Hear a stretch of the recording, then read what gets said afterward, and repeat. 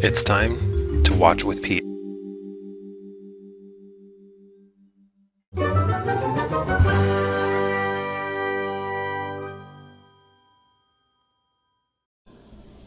All right, so we got the watch from Belarus. You can see it finally got here after a month. It was stuck in customs for a while. I scratched out my name so you can't see, and my address. You can see it's directly from Belarus. This is a one-handed watch. I have my kids here with me too, so if you hear them chatting with me, you'll understand. It's all right, you can talk. But I ordered this. I saw one-handed watch. I never saw one before. I thought it was interesting. There were a couple on Amazon, but they were a little bit plain. There was the one with a black dial, and there was another one with a white dial. And I actually went on their actual site. The company is called Luch, L-U-C-H, and I went directly on their website. Yeah, go ahead. What's up, buddy? It also has Russian words on it.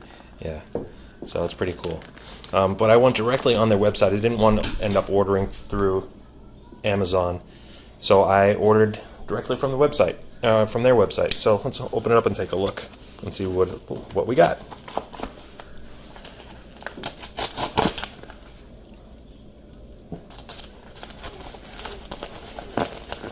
Of course, I didn't cut through enough. There we go. All right, cool little box. Looks like a receipt. So I ended up paying, I don't know what this is. Pretty cool. I obviously can't read any of that.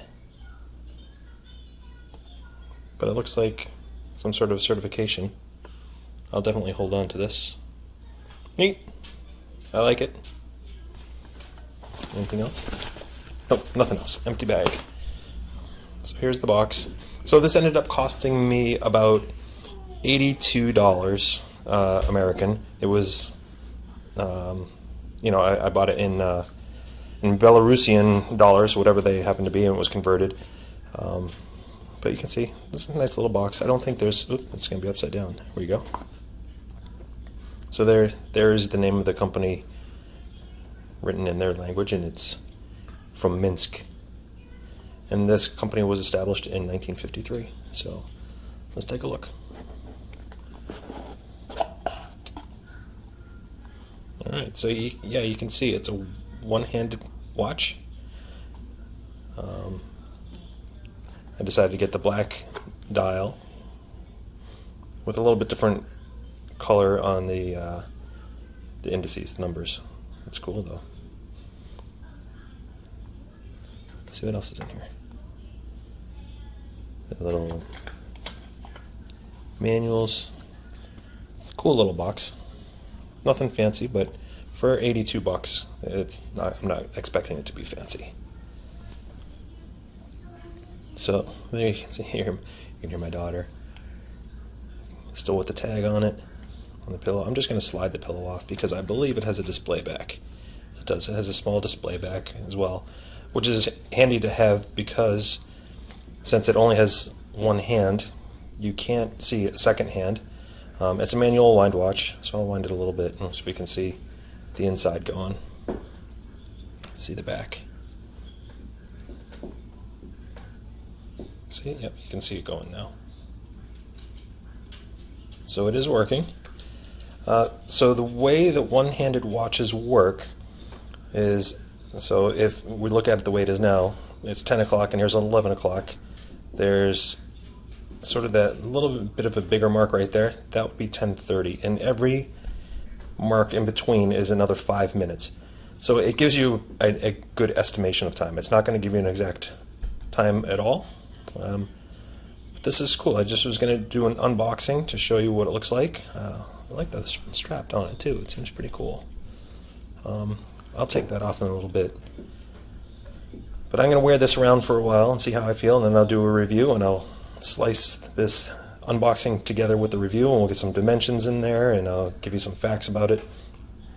And I'll talk a little bit more about it. But for $82, $83, that's not so bad. It's got a little bit of heft to it for a smaller watch, so I like it. You can't get the ones on Amazon with the display back. The ones on Amazon are a bit cheaper. I think they're like $55. But this is nice. I really like how it looks. A little bit harder to see the numbers depending on which way you hold it, but that's okay. A little bit of a novelty piece is a one-handed watch, but I like it. What do you think, bud? Come and take a look. I like it because it's orange. Yeah, my son's favorite color is orange, which is part of the reason why I decided to get this one. I like the orange and black together. Yeah, well, it's appropriate for this time of year, right? It's October 2nd. Happens to be my birthday, but we're into October, and now we get the orange and black going on. Kira, what do you think of the watch? Do you think that's pretty? Do you like that? Yeah, she's nodding, asking to say that you like it. Yes, she's being quiet. Cool, I'm going to wear this tonight. I'll probably wear it for the next week or so. The box is the color of the watch. Yeah, that's true, it is. The box is the color of the watch. You like my watch? Let's put it back on here for a sec. Let's put it on here, put it in the box. So there you go. One-handed watch from Minsk, Belarus. It did take a long time to get here. It took about a month, like I said, because it was hung up in customs. But also it's from, where is it from? What? Where is it from again? It's from a country called Belarus, which is part of the old Soviet Union. Just a minute here. It took long because it was there. Yeah, it had to wait in something called customs to make sure that everything was okay before it's sent. I'm going to wear my watch in just a couple minutes. Yep, I'm going to take the tag off of it, and I'm going to put it on. Daddy, I like your watch. Thanks, sweetie. I like it too. It's pretty cool. I've never owned or even really seen a one-handed watch before, and this is a great alternative to some of the really expensive watches out there that are one-handed. I looked at those as well, but I wasn't willing to spend $800 to $1,000 on a one-handed watch. So for $82, this will definitely do.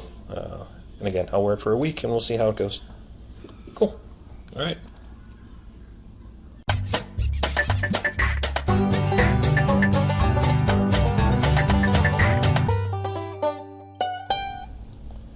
After a couple of weeks of wearing it, it was almost second nature just to look at the watch and figure out exactly what time it was. It wasn't hard to sort of switch from a normal to a three-hand watch to a single-handed watch. It literally took me minutes to not even seconds to figure out what time it was based on just the look. I think this would be an awesome sort of vacation watch because you don't need to be super on time for meetings and things like that. You can ballpark it within 5 minutes, and I think that would be great. Knowing about what time is good enough, and honestly, it was sort of refreshing for me to be able to wear a watch like that and know about what time it was. It's a handsome, fun, comfortable watch that I'm sure I'll enjoy for a long time. I may try switching out the band at some time, the strap at some time, but for now it's fine. It really is. As I said, it shows a little bit of wear just from me using it, but I like it.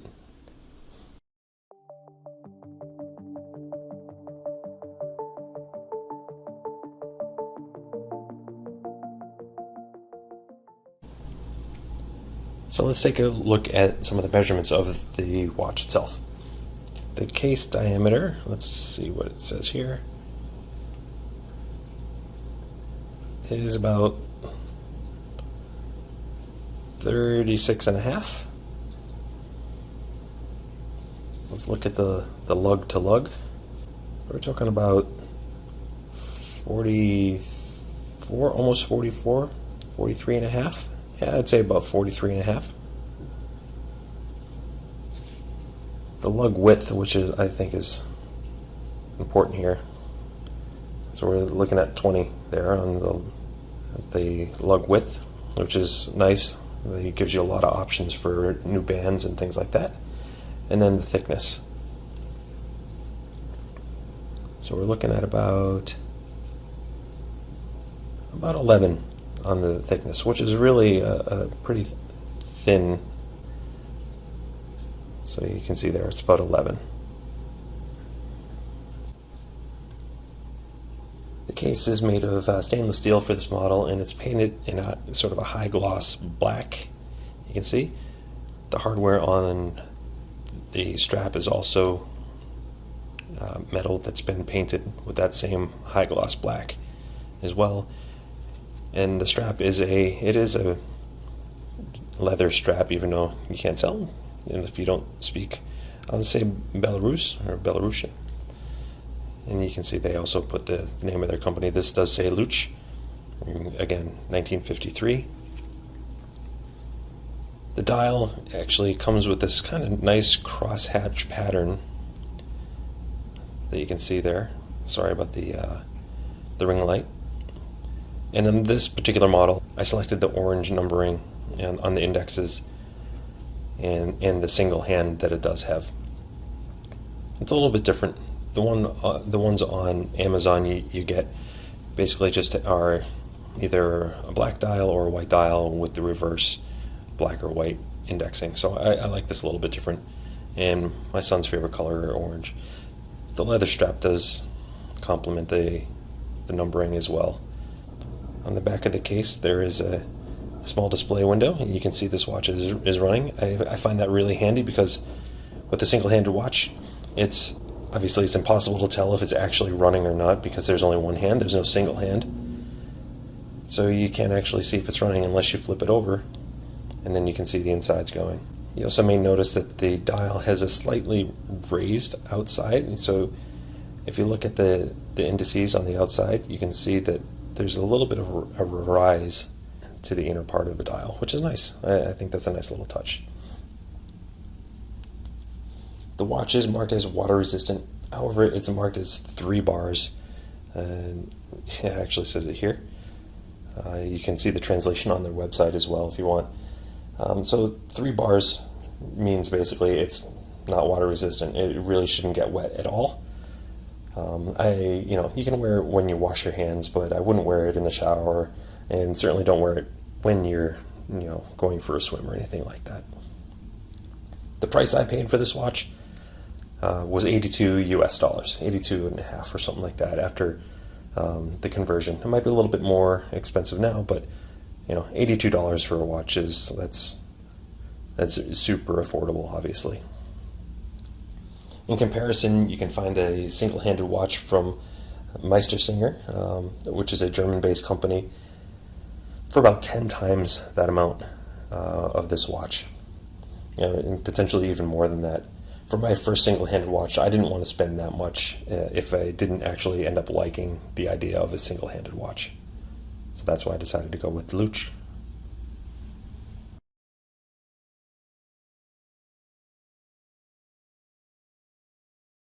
Let's go over what I like and what I don't like about this particular watch and about one-handers in general.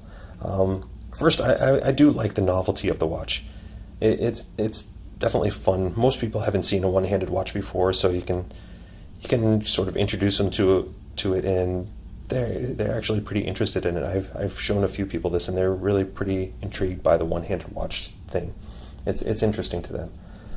It isn't a watch that you're going to use to make sure you're on time for meetings, but when you're reading it, I've found that I'm usually within a couple of minutes. Even just glancing at it, I can get a quick rough on what it is. I like the styling of the watch.